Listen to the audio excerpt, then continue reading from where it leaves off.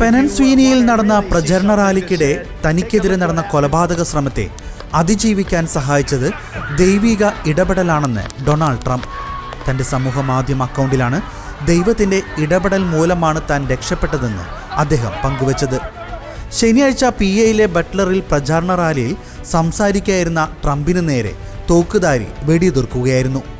Trump പ്രസംഗിച്ചിരുന്ന വേദിയിൽ നിന്ന് 140 metre മാത്രം അകലെയുള്ള കെട്ടിടത്തിൽ നിന്നാണ് അക്രമി വെടിയുതിർത്തത്.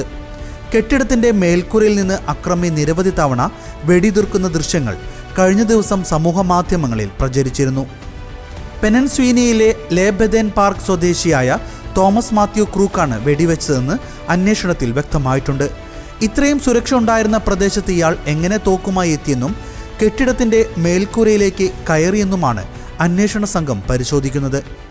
പ്രചാരണ വേദിക്ക് സമീപത്തെ കെട്ടിടങ്ങളെല്ലാം തന്നെ രഹസ്യാന്വേഷണ വിഭാഗത്തിൻ്റെ സ്നൈപ്പർമാർ നിരീക്ഷണത്തിലാക്കിയിട്ടും അക്രമി ഇവിടെ നിന്ന് വെടിയുതിർക്കുന്നത് എന്തുകൊണ്ട് ഇവരുടെ ശ്രദ്ധയിൽപ്പെട്ടില്ലെന്നും വിരമിച്ച ഉദ്യോഗസ്ഥർ ചോദിക്കുന്നു.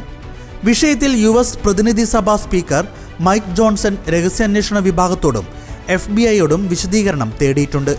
അതേസമയം വെടിയേറ്റ് മണിക്കൂറുകൾക്കുള്ളിൽ തന്നെ പ്രചാരണ രംഗത്തേക്ക് തിരികെ എത്തി മുൻ പ്രസിഡന്റും റിപ്പബ്ലിക്കൻ സ്ഥാനാർത്ഥിയുമായ ഡൊണാൾഡ് ട്രംപ്. പ്രചാരണത്തിനായി മിൽവോക്കിലേക്ക് ട്രംപ് എത്തിയതായി മകൻ എറിക് ട്രംപ് അറിയിച്ചു.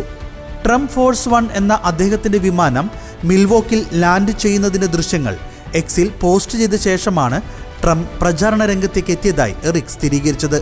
തൻ്റെ പ്രചാരണത്തിൽ ഒരു മാറ്റവും ഉണ്ടാകില്ലെന്ന് നേരത്തെ തന്നെ ട്രംപ് അറിയിച്ചിരുന്നു.